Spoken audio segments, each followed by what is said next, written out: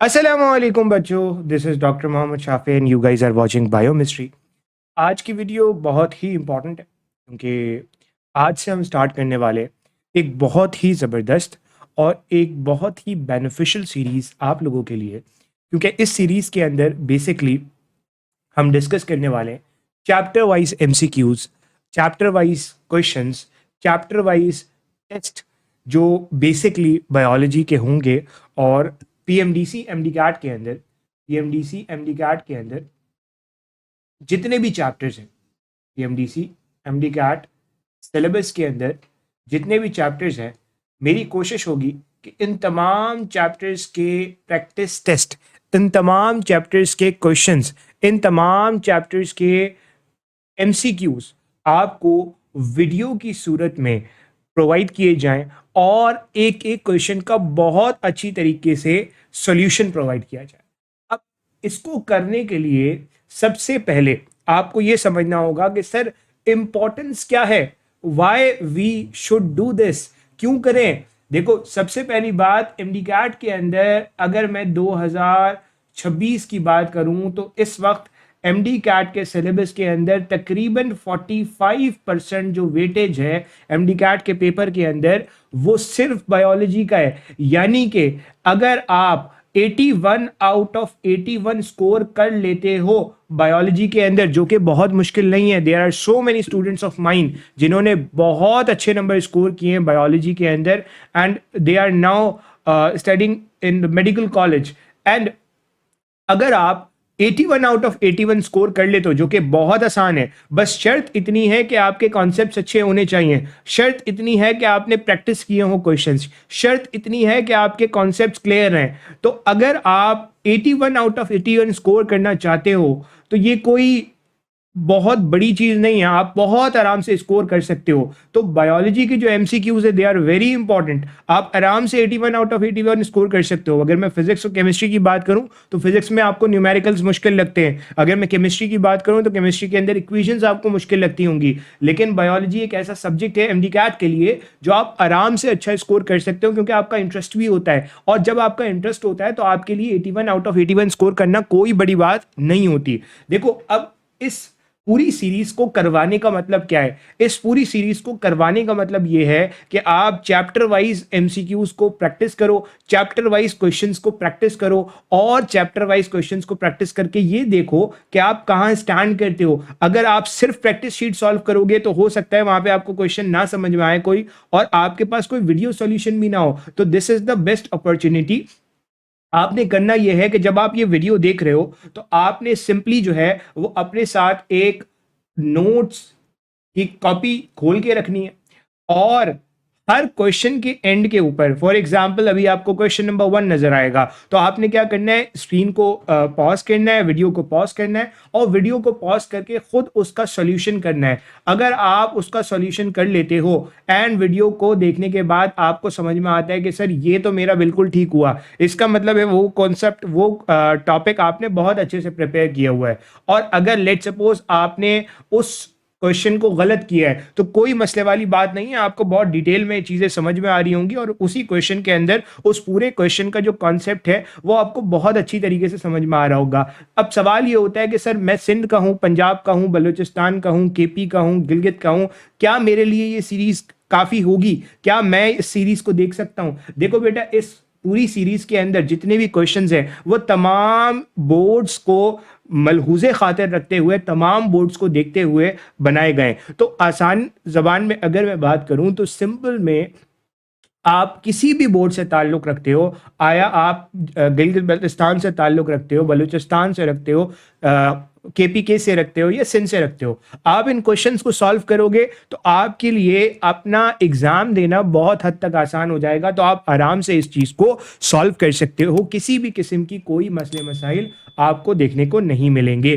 तो ये बड़ी इंपॉर्टेंट चीज़ है। कोशिश करो कि इसको साथ साथ सॉल्व करो। अब होगा क्या, देखो एमडी कैट के अंदर एक वाहिद रास्ता जिससे आप स्कोर कर सकते हो वो एमसीक्यूज का आंसर करना ही है। और अगर आपको एमसीक्यू सॉल्व करने का तरीका नहीं आता, एमसीक्यूज को मार्क करने का तरीका नहीं आता, कॉन्सेप्ट लगाने का तरीका नहीं आता, तो अल्टीमेटली आप स्कोर इतना अच्छा नहीं कर पाओगे। और असल गेम तो बायोलॉजी का है। 81 अगर आपके नंबर आ गए तो पीछे जो नंबर बचते हैं उनको लेना काफी हद तक आसान हो जाता है, यानी कि आपका 40% तो सीधा सीधा यहां से सीधा हो जाता है। तो अल्टीमेटली आपके लिए बहुत हद तक आसानी हो जाती है।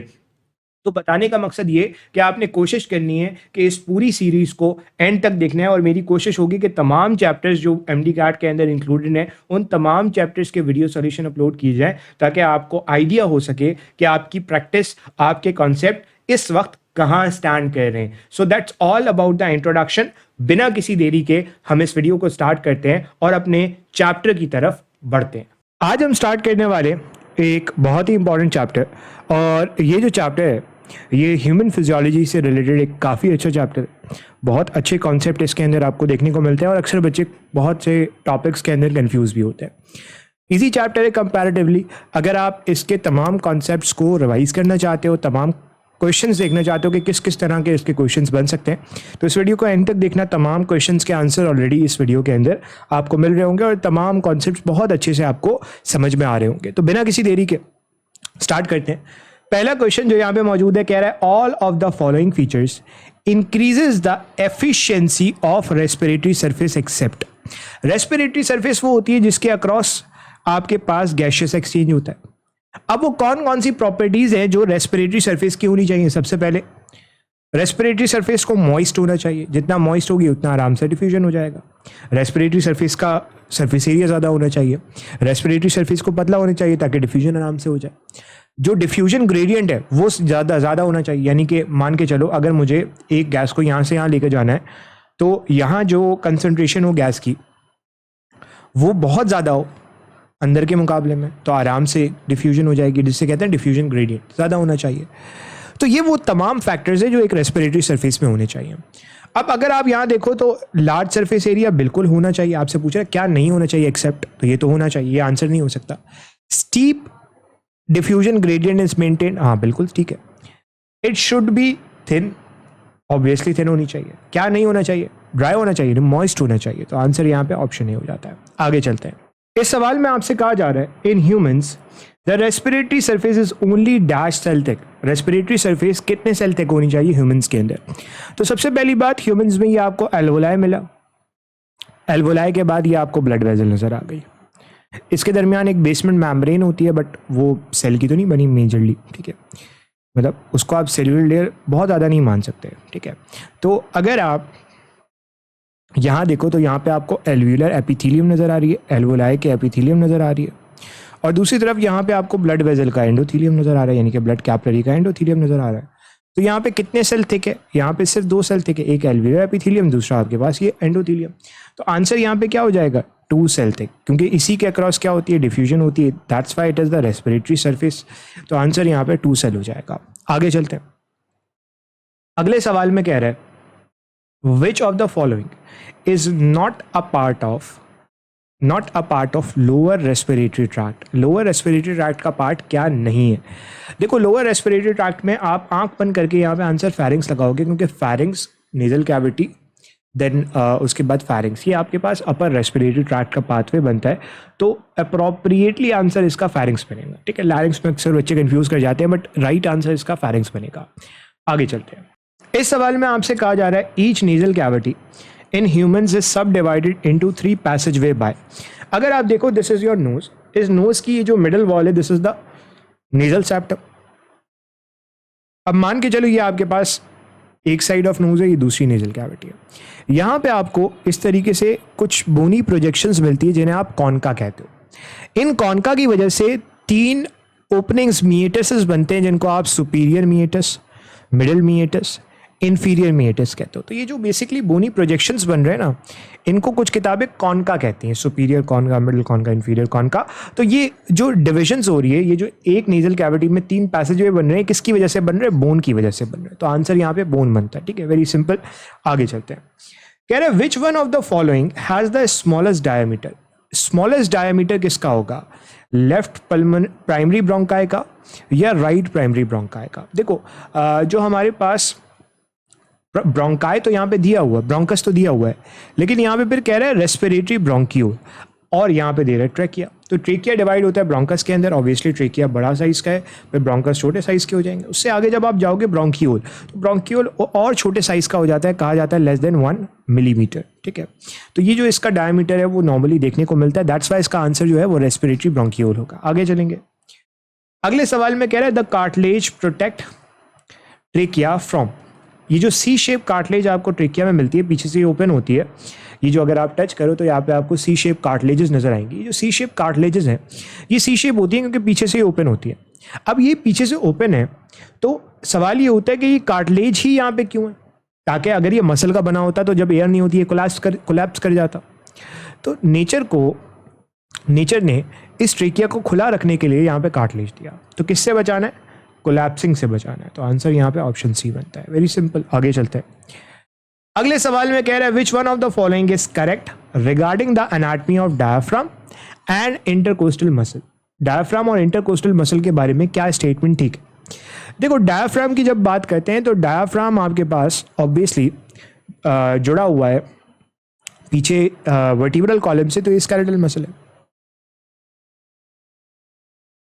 इसी तरीके से जो इंटरकोस्टल, एक रिब दूसरी रिब, इसके दरमियान ये जो मसल है ऑब्वियसली ये भी बोन से जुड़ा हुआ है, स्केलेटन से जुड़ा हुआ है, तो ये भी क्या होगा, स्केलेटल होगा। तो दोनों स्केलेटल मसल है, तो यहाँ पे आंसर क्या होगा, स्केलेटल मसल, स्केलेटल मसल। आगे चलते हैं, स्मूथ तो हो नहीं सकता, आगे चलेंगे। कह रहा है C shape cartilaginous rings supporting the trachea are made up of. Trachea के अंदर जो सी शेप कार्टिलेजेस मिलती हैं वो कहाँ, वो कौन सी होती हैं। देखो दिस इज बेसिकली आपका, अगर आप देखो तो this is your cartilage, this is elastic cartilage. ठीक है, तो बेसिकली कुछ किताबें ये कहती हैं कि ट्रेकिया में जो आपको कार्टिलेज मिलती है वो कौन सी कार्टिलेज होती है, वो हाइलीन कार्टिलेज होती है। ठीक है, तो आंसर इसका जो है वो हाइलीन कार्टिलेज बन जाता है। अच्छा, अब यहाँ पे एक बड़ी इंपॉर्टेंट बात ये आती है कि सिन टेक्स्ट बुक बोर्ड ये कहती है कि ट्रेकिया के अंदर जो कार्टिलेज है वो है फाइब्रो कार्टिलेज। ठीक है, फाइब्रो कार्टिलेजनस स्ट्रक्चर है।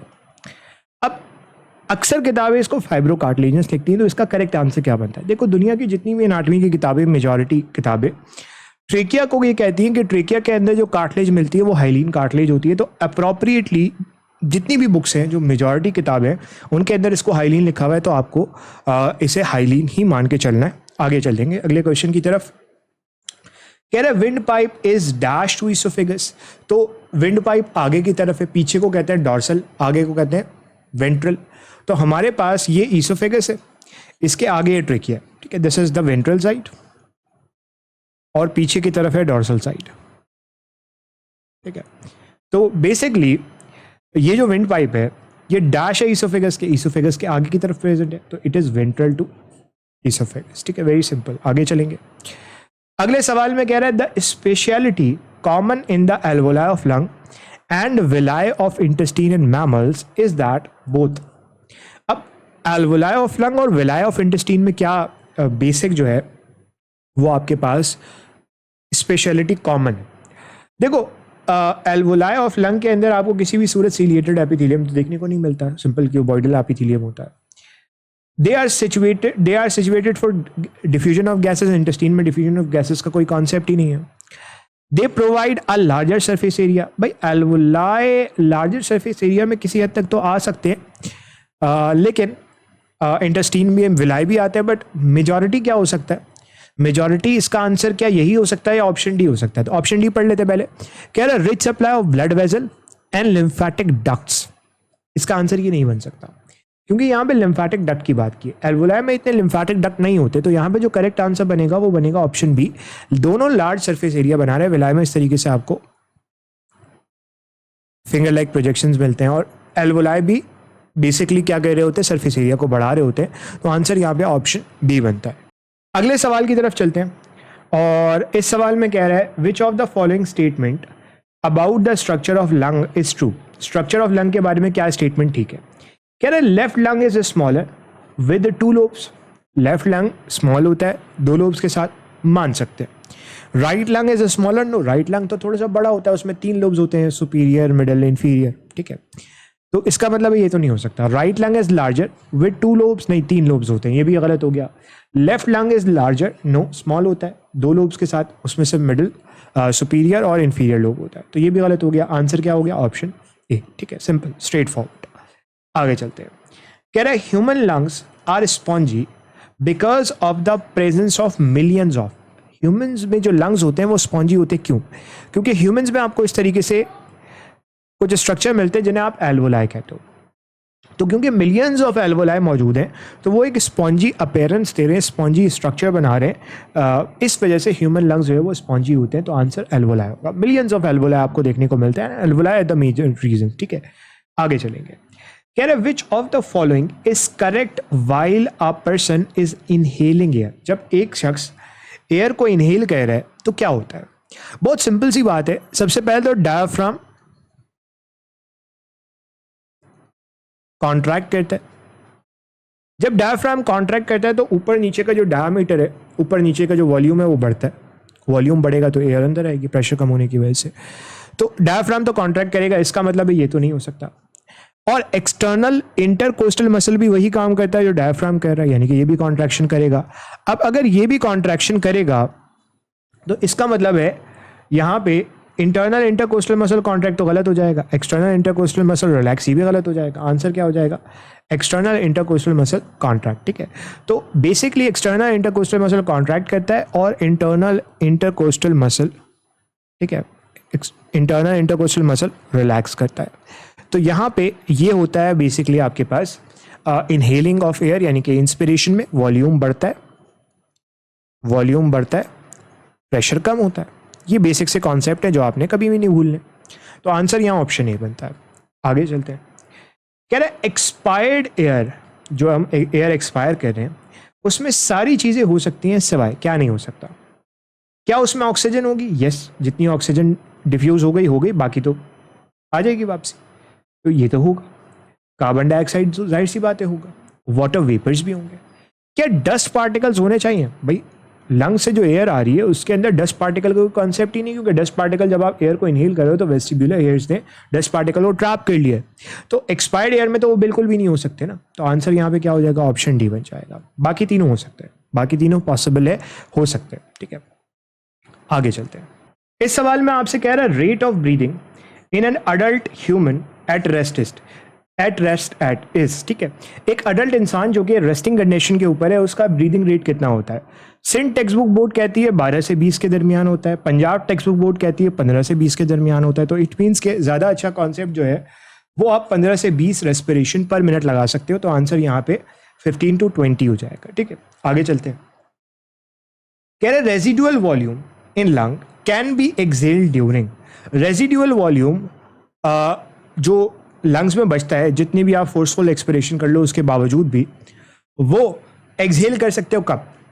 स्लीप में। ऑब्वियसली स्लीप में कैसे करोगे? स्लीप में तो नॉर्मल ब्रीदिंग रेट भी काफ़ी हद तक बहुत शैलो हो जाता है, बहुत डीप नहीं रहता।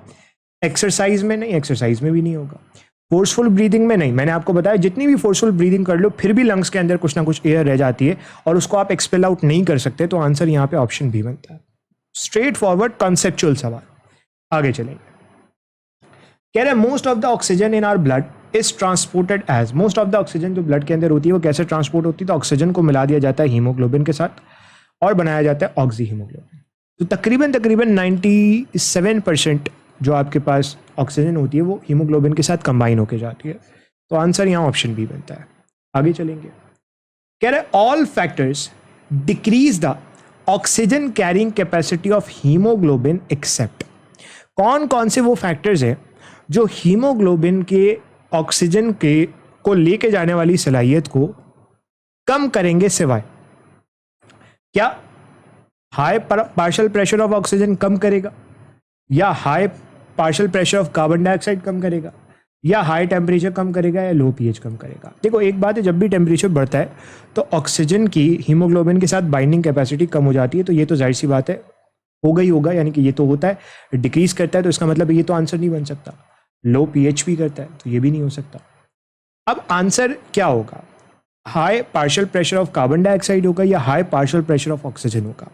देखो जब ऑक्सीजन का पार्शियल प्रेशर ज़्यादा है, ऑक्सीजन का पार्शियल प्रेशर ज़्यादा है बाहर, तो ऑब्वियसली ज़्यादा ऑक्सीजन डिफ्यूज़ होके रेस्पिरेटरी मेम्ब्रेन के पास पार होके यहाँ पे आएगी और ज़्यादा ट्रांसपोर्ट होगी, तो इसका मतलब है इससे तो बढ़ेगा, तो यही तो आंसर है।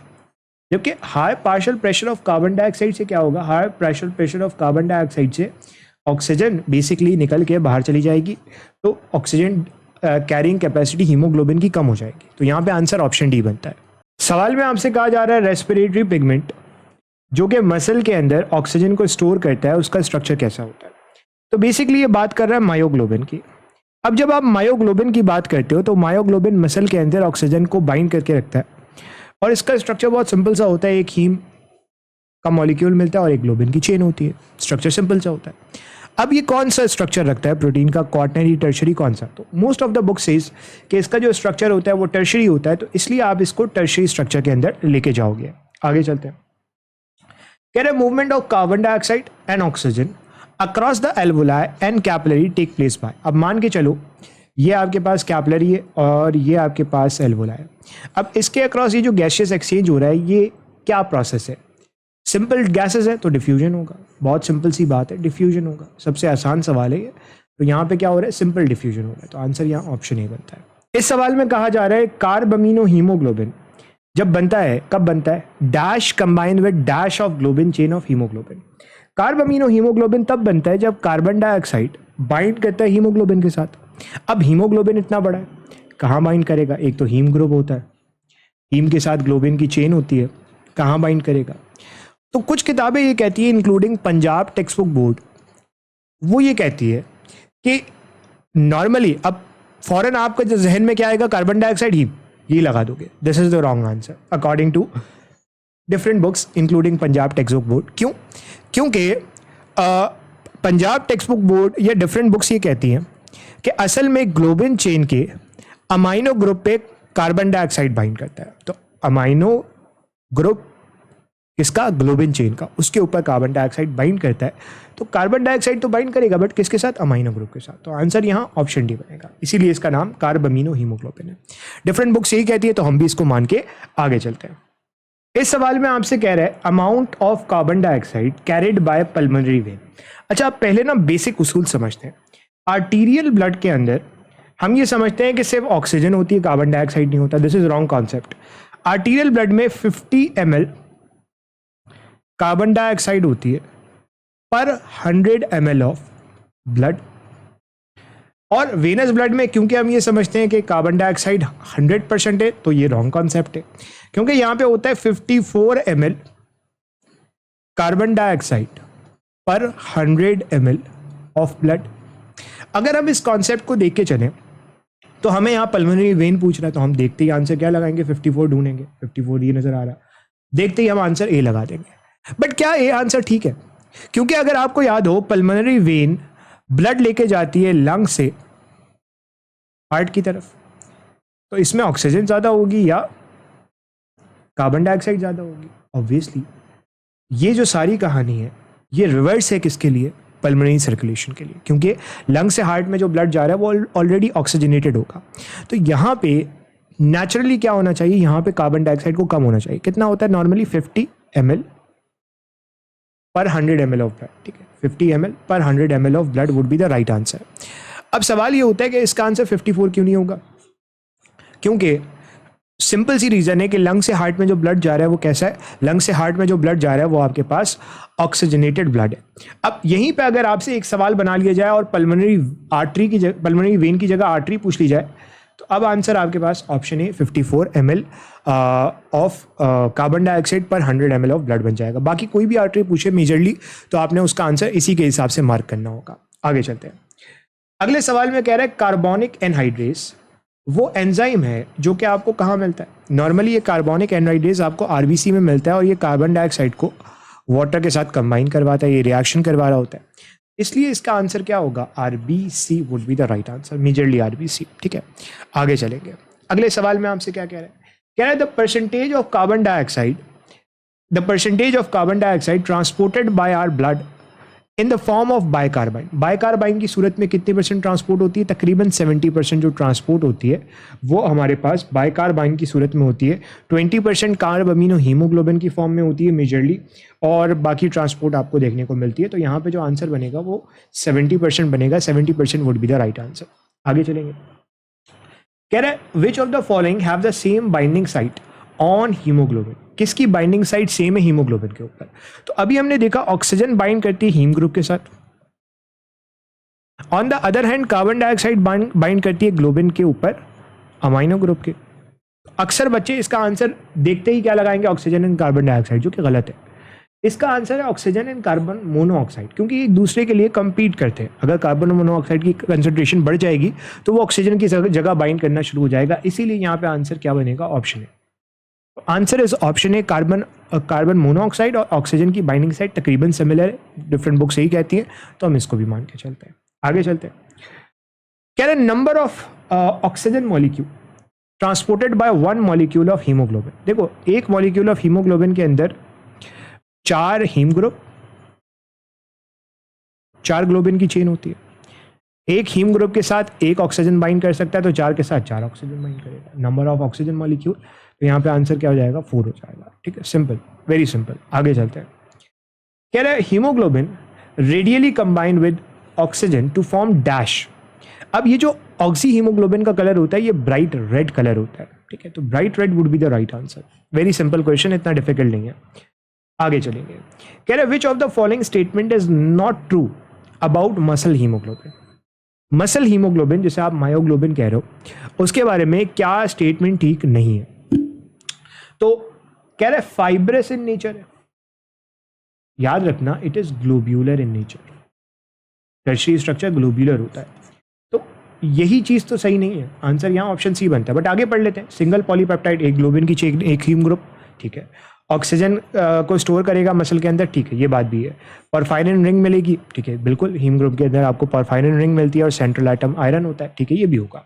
तो आंसर यहाँ स्ट्रेट फॉरवर्ड क्या बनेगा? ऑप्शन सी बनेगा। आगे चलते हैं। अगले सवाल में कह रहा है lack of pulmonary surfactant produces. अब होता क्या है, नॉर्मली वो बच्चे जो प्री टर्म होते हैं, 7 महीने से पहले पैदा हो जाते हैं, नॉर्मली 9 महीने की प्रेगनेंसी होती है।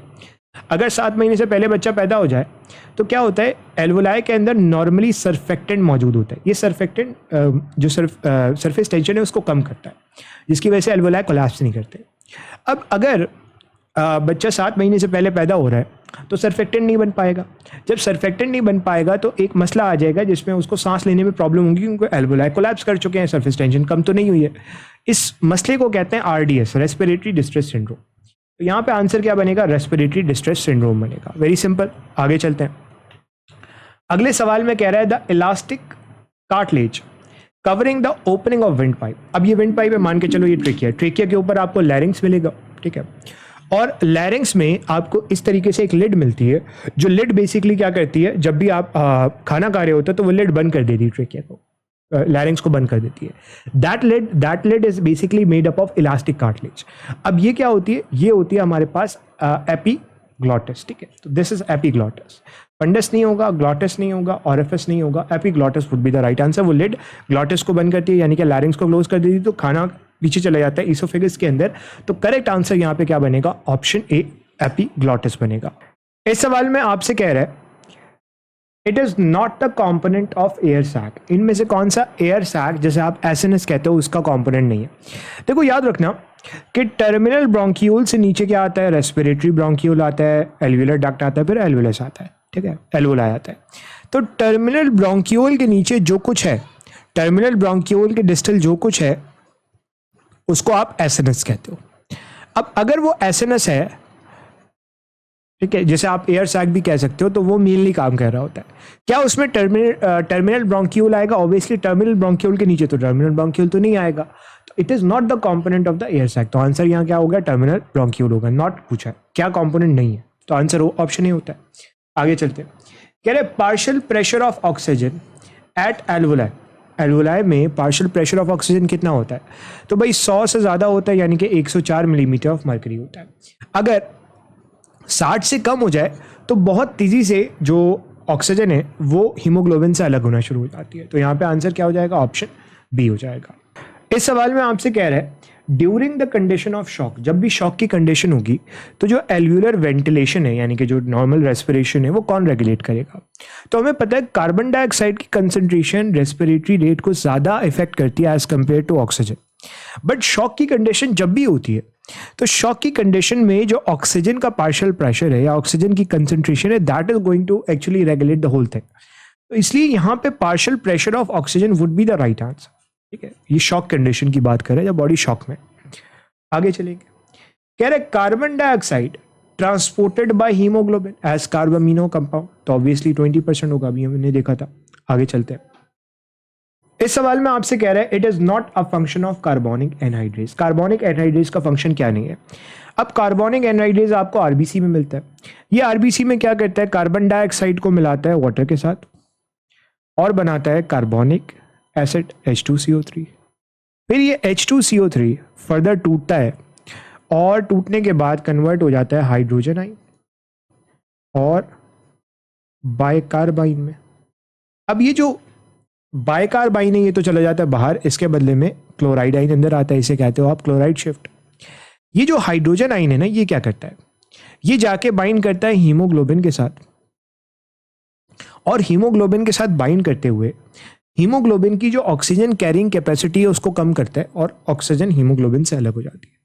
इसका मतलब है कार्बोनिक एनहाइड्रेज भी बनेगा, बाइकार्बाइन भी बनाएगा, break down of oxyhaemoglobin भी करवाएगा। तो यहाँ पे जो अप्रोप्रिएट आंसर बनेगा वो क्या बनेगा? Formation of sodium chloride. Sodium chloride वैसे तो ऑप्शन डी भी इनडायरेक्ट फंक्शन है, लेकिन सोडियम क्लोराइड इसका कोई डायरेक्ट फंक्शन नहीं बनता, तो आंसर यहाँ पे ऑप्शन बी हो जाता है। आगे चलते हैं, कह रहे minimum amount of air that would be present, जो नॉर्मली प्रेजेंट होनी चाहिए after forceful expiration. Forceful expiration के बाद भी जो पीछे एयर बच रही है उसे आप रेजिडुअल वॉल्यूम कहते हो। अब ये रेजिडुअल वॉल्यूम कितना होना चाहिए? ये अप्रोक्सीमेटली 1100 से 1500 ml के दरमियान हो सकता है। तो यहाँ पे आंसर क्या बनेगा? यहाँ पे आंसर जो बनेगा वो ऑप्शन डी बनता है। आगे चलते हैं, कह रहे extra carbon dioxide produce during exercise is remove by. Extra carbon dioxide जो एक्सरसाइज के दौरान बनती है उसका क्या होता है? ब्रीदिंग फास्ट हो जाती है, तो शैलो ब्रीदिंग तो नहीं होगा, फास्ट ब्रीथ स्लो ब्रीथ भी नहीं होगा। ठीक है, अब फास्ट ब्रीथ या फास्ट ब्रीथ होगा। अब ब्रीदिंग कैसी होती है? जब आप एक्सरसाइज करते हो तो ब्रीदिंग डीप हो जाती है, तो यहाँ पे आंसर क्या होगा? Deep and fast breathing. Deep and fast breathing would be the right answer. ठीक है, आगे चलते हैं, कह रहे percentage of which gas is always lower in exhaled air as compare to inhaled air. किस गैस की कंसंट्रेशन एक्सहेल्ड एयर और इनहेल्ड एयर के मुकाबले में डिफरेंस होगा, यानी कि एक्सहेल्ड एयर में कम होगी, इनहेल्ड एयर में ज्यादा होगी? तो सिंपल सी बात है, कार्बन डाइऑक्साइड बॉडी से निकल के एक्सहेल्ड एयर में जाएगा तो उसकी तो कंसंट्रेशन बढ़नी चाहिए, कम तो नहीं होनी चाहिए, तो ये तो नहीं हो सकता। वाटर की जहां तक बात है, वाटर का एज सच कोई चेंज आता नहीं है, नाइट्रोजन भी जितनी जाती है उतनी आ जाती है। Oxygen would be the right answer, क्योंकि ऑक्सीजन जो एयर से जा रही है वो बॉडी में डिफ्यूज होती है और फिर बाकी जो है वो बच के ऊपर आ जाती है, तो नॉर्मली कम अमाउंट होता है। तो आंसर यहाँ पे ऑप्शन सी बनता है। आगे चलते हैं, कह रहे हैं in which part of the body does haemoglobin tend to be more stable than other. किस पार्ट ऑफ द बॉडी में ऑक्सी हीमोग्लोबिन ज्यादा स्टेबल है दूसरों के मुकाबले में? जाहिर सी बात है, जहां ऑक्सीजन ज्यादा होगी वहां ऑक्सी हीमोग्लोबिन नहीं टूटेगा, स्टेबल रहेगा। तो जहां ऑक्सी हीमोग्लोबिन नहीं टूटेगा, कहां ऑक्सीजन की कंसंट्रेशन ज्यादा है? ऑब्वियसली लंग्स में। तो यहां पे आंसर क्या बनेगा? ऑप्शन डी बनेगा। इस सवाल में आपसे कहा जा रहा है collapse of respiratory tract is prevented by. अब जो रेस्पिरेटरी ट्रैक्ट होता है वो नॉर्मली कोलैप्स नहीं करता, मतलब जब एयर नहीं है तो ऐसा नहीं होता कि वो पूरा का पूरा रेस्पिरेटरी सिस्टम जो है वो बंद हो जाए। ये क्यों होता है?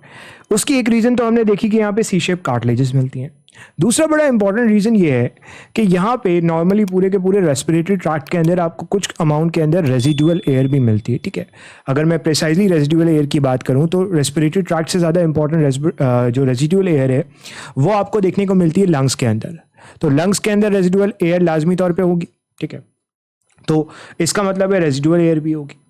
अब सरफेक्टेंट के बारे में भी हम डिस्कशन कर चुके हैं कि अगर सरफेक्टेंट कम होगा, नॉर्मल जो सरफेस टेंशन है वो कम हो जाएगी। ठीक है, जो सरफेक्टेंट होता है वो सरफेस टेंशन को कम करता है। तो ये सारे मसले मसाइल देखते हुए आंसर क्या बनेगा? All A B and C बन जाएगा। ठीक है, तो all A B C would be the right answer. ठीक है, आगे चलते हैं, कह रहे thoracic cavity is bounded by, मतलब आपसे बाउंड्री पूछ रहा है थोराइसिक कैविटी की। तो सबसे आगे स्टर्नम, रिब्स मिल रही हैं, ठीक है, पीछे आपको वर्टिब्रल कॉलम मिल जाएगा और नीचे क्या मिलेगा, डायफ्राम मिलेगा, ठीक है। तो आप देख लो प्लूरा एंड इंटरकोस्टल मसल्स, इसे आप बाउंडेड नहीं कह सकते, बेसिकली बोनी स्ट्रक्चर की बात करें तो ये तो नहीं होगा। Diaphragm and pleura, pleura no, ठीक है। Ribs and pleura, obviously pleura तो अंदर की साइड पे होगी तो ये भी नहीं हो सकता। Diaphragm and ribs, yes this would be the right answer, तो diaphragm and ribs would be the right answer.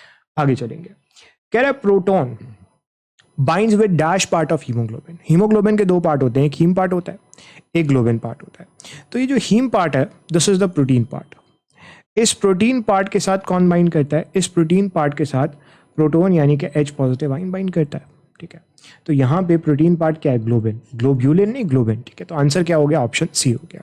आगे चलते हैं, इस सवाल में कह रहे हैं lower respiratory tract start from. Lower respiratory tract कहाँ से स्टार्ट होता है, देखो this is your nasal cavity, pharynx, larynx, trachea, नीचे ब्रोंकस, ब्रोंकियोल और फिर आगे एल्वोलाई। अगर मैं इसको एक बेसिक उसके पैटर्न के अंदर लेके चलूँ तो होता ये है कि जो लोअर रेस्पिरेटरी ट्रैक्ट है वो ब्रोंकियोल से तो स्टार्ट नहीं होगा, एल्विलर सैक से भी स्टार्ट नहीं होगा, तो आंसर फेरिंग्स होगा। फेरिंग्स तो अपर रेस्पिरेटरी ट्रैक्ट का पार्ट है, इसका मतलब ये भी नहीं हो सकता।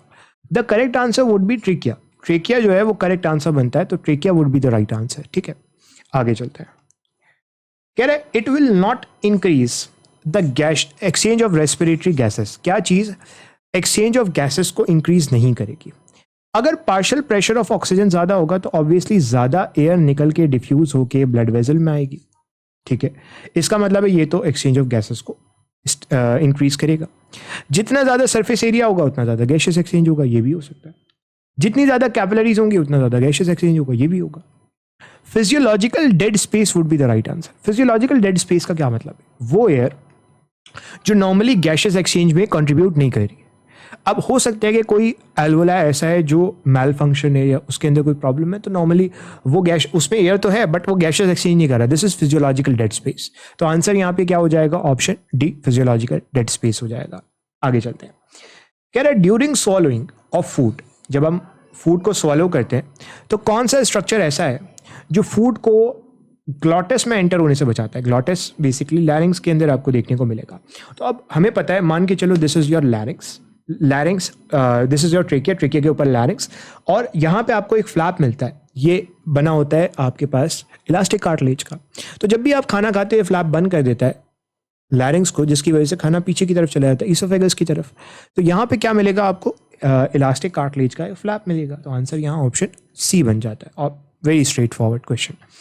आगे चलते हैं, कह रहे the primary muscle of inspiration. देखो 75% जो इंस्पिरेशन के अंदर रोल होता है ना, वो डायफ्राम का होता है। तो प्राइमरी आप डायफ्राम को कह सकते हो, ऑल्दो इंटरकोस्टल मसल्स का भी होता है 25%, बट प्राइमरी डायफ्राम होता है। बाकी जो मसल्स होते हैं वो फिर फोर्सफुल इंस्पिरेशन के अंदर इन्वॉल्व हो सकते हैं। तो यहाँ पे आंसर ऑप्शन ए बनता है। आगे चलते हैं, कह रहा है in humans lungs are divided into lobes. अब अगर मैं ह्यूमंस की बात करूं तो ह्यूमंस में दो लंग्स होते हैं, एक राइट लंग होता है, एक लेफ्ट लंग होता है। अब क्योंकि हमें पता है राइट नंबर ऑफ लेटर ज़्यादा है, तो यहाँ पे लोब भी ज़्यादा होंगे। कितने लोब्स होते हैं, 3 लोब्स होते हैं। और लेफ्ट के अंदर क्योंकि नंबर ऑफ लेटर्स कम है, तो यहाँ पे लोब्स भी कम होंगे, और यहाँ पे सिर्फ और सिर्फ 2 लोब्स होते हैं। तो 3 लोब्स राइट लंग के अंदर और 2 लोब्स आपको लेफ्ट लंग के अंदर देखने को मिलेंगे। तो 3 राइट के अंदर, 2 लेफ्ट के अंदर। आंसर क्या हो जाएगा, ऑप्शन ए हो जाएगा, स्ट्रेट फॉरवर्ड। आगे चलते हैं, अगले सवाल की तरफ चलते हैं, और इस सवाल में आपसे कह रहा है when carbon dioxide concentration in blood increases. जब कार्बन डाइऑक्साइड की कंसंट्रेशन ब्लड में बढ़ेगी, कार्बन डाइऑक्साइड की कंसंट्रेशन ब्लड में बढ़ेगी, ब्रीदिंग को क्या होगा। जाहिर सी बात है, जब कार्बन डाइऑक्साइड ब्लड में बढ़ेगी तो ब्रीदिंग तेज होगी ताकि ज़्यादा से ज़्यादा कार्बन डाइऑक्साइड बॉडी से जाए, और ब्रीदिंग डीप होगी। एक्सरसाइज में यही होता है। तो यहाँ पे आंसर क्या होगा, फास्टर होगा। ये भी नहीं हो सकता, slow and deep no, shallow and slow obviously no. तो आंसर ऑप्शन बी बनता है। आगे चलते हैं, कह रहे कार्बन डाइऑक्साइड ट्रांसपोर्ट होती है from tissue to respiratory surface bye.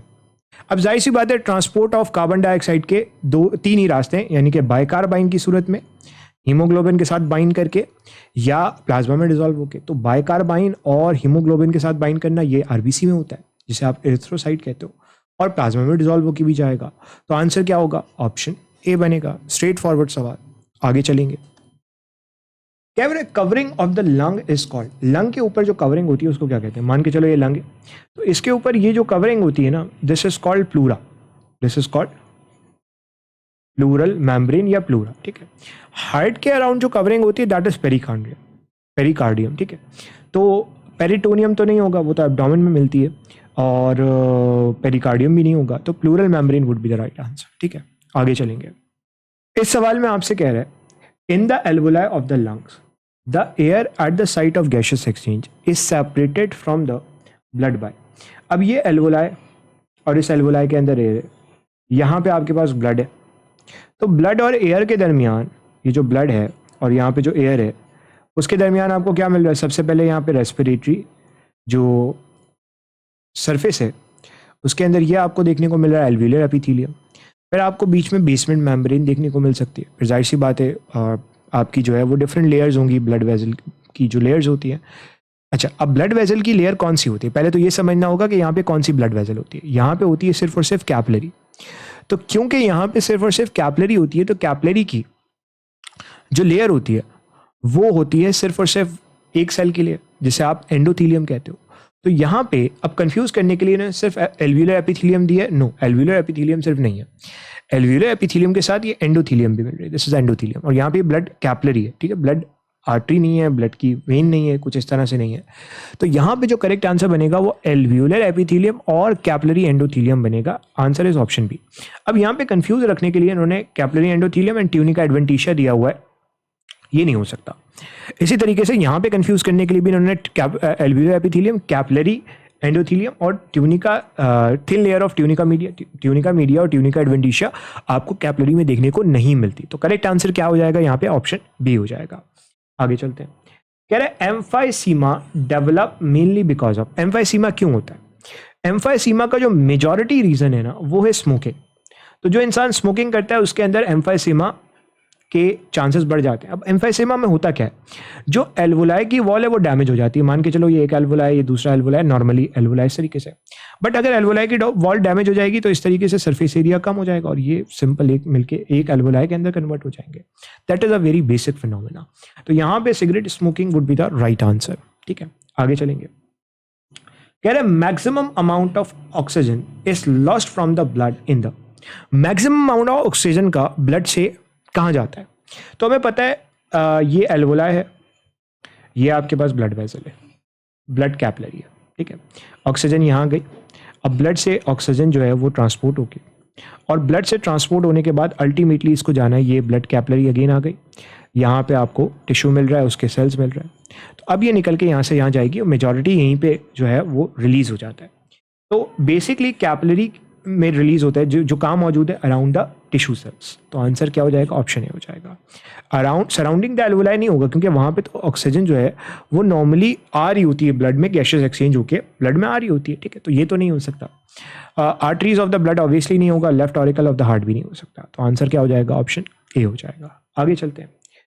कह रहा है a person breathe in some volume of air by force inspiration after having a forced expiration. अब ये बड़ी टिपिकल डेफिनेशन है। आपसे कह रहे हैं एक बंदा है, उसने जितनी एयर एक्सेल कर सकता था की और फिर उसने बाकी फोर्सफुल इंस्पिरेशन की। ये किसकी डेफिनेशन है? This is the classical definition of vital capacity. Total lung volume क्या, टोटल लंग कैपेसिटी क्या होती है, जितनी भी कैपेसिटीज है उनको प्लस कर लो, अप्रॉक्सीमेटली 6 लीटर्स आपको देखने को मिलता है। इसी तरीके से टाइडल वॉल्यूम क्या होता है, नॉर्मल अमाउंट ऑफ एयर जो मैं इस वक्त इनहेल एक्सेल कह रहा हूं, दैट इज अराउंड 500 ml। तो ये आपके पास क्या होता है, ये आपके पास टाइडल वॉल्यूम होता है। इंस्पिरेटरी कैपेसिटी एक डिफरेंट चीज है। टाइडल वॉल्यूम को अगर आप इंस्पिरेटरी रिजर्व वॉल्यूम में मिला दो, इंस्पिरेटरी रिजर्व वॉल्यूम में मिला दो तो आपके पास क्या बन जाता है, इंस्पिरेटरी कैपेसिटी बन जाती है। बट यहाँ पे जो करेक्ट आंसर बनेगा वो वाइटल कैपेसिटी बनेगा, ठीक है। ये बेसिक क्वेश्चन है जो आपको आने चाहिए। आगे चलते हैं। कह रहे ब्रोंक्यूल किससे मिलके बने होते हैं। ब्रोंकस के अंदर आपको सी शेप कार्टिलेजेस मिलती है, लेकिन जैसे ही आप ब्रोंकस से आगे ब्रोंक्यूल के रीजन में आते हो वहां पे कोई सी शेप कार्टिलेजेस नहीं होते। वहां पे सिंपल जो है वो सर्कुलर मसल, स्मूथ मसल्स देखने को मिलते हैं। तो circular muscle would be the right answer. C shape cartilages आपको ब्रोंकस के अंदर देखने को मिल सकते हैं, ट्रेकिया के अंदर देखने को मिल सकते हैं। तो ये नहीं हो सकता, ठीक है। आगे चलते हैं। कह रहे in one of these respiratory disorder alveolar wall degenerate करती है और छोटे छोटे एल्वोलाई मिलके एक बड़ा एल्वोलाई बनाते हैं। अब देखने में तो ये बड़ी इंटरेस्टिंग चीज़ लग रही है कि छोटे छोटे एल्वोलाई मिलके एक बड़ा एल्वोलाई बना रहे हैं, लेकिन ये जो छोटे छोटे एल्वोलाई ये सरफेस एरिया को बढ़ा रहे हैं। तो अगर एक बड़ा सा एल्वोलाई बन जाएगा तो सरफेस एरिया कम हो जाएगा। तो ये स्मोकिंग की वजह से मेनली होता है, और इसकी जो रेस्पिरेटरी डिसऑर्डर है वो सिंपल एम्फाइसेमा है। तो answer is option B, emphysema. आगे चलते हैं। कह रहा है 100 ml ब्लड में जो कि लंग्स में आ रहा है, तो लंग्स में आने वाला ब्लड ऑक्सीजनेटेड होगा डीऑक्सीजनेटेड होगा? ऑब्वियसली डीऑक्सीजनेटेड होगा। यानी कि डीऑक्सीजनेटेड ब्लड के अंदर हमेशा approximately 54 ml of carbon dioxide आपको देखने को मिलता है। तो यहाँ पे जो करेक्ट आंसर बनेगा वो 54 ml बनेगा। आर्टीरियल ब्लड के अंदर कम होता है, अप्रॉक्सीमेटली 50 ml होता है। ठीक है, तो आंसर क्या हो जाएगा? ऑप्शन बी हो जाएगा। इस सवाल में आपसे कह रहा है वो एंजाइम जो कि ऑक्सी हीमोग्लोबिन के बनने के रिएक्शन को कैटलाइज करेगा। अब टेक्निकली ये सवाल पास्ट पेपर का भी सवाल है, और ये सिंध के पास्ट पेपर के अंदर आया हुआ सवाल, लास्ट ईयर 2025 में ये सवाल पूछा गया था।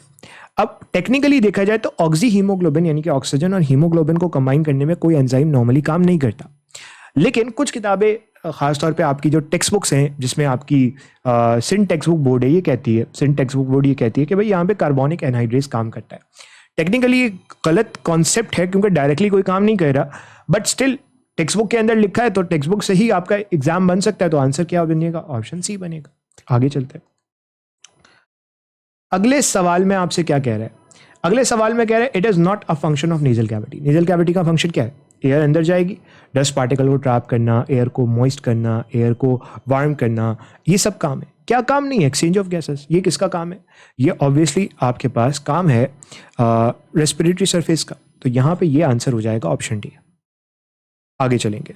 सवाल में आपसे कह रहा है ventilation movement of lungs are brought up about by. ये जो वेंटिलेशन ऑफ लंग्स हो रही है ये किन मसल्स के वजह से हो रही है? मस्कुलर वॉल ऑफ लंग्स की वजह से हो रही है। मसल में तो लंग्स में तो मस्कुलर वॉल ऐसी कोई चीज़ नज़र नहीं आ रही। सिर्फ रिब मसल्स की वजह से हो रही है, सिर्फ डायफ्राम की वजह से हो रही है?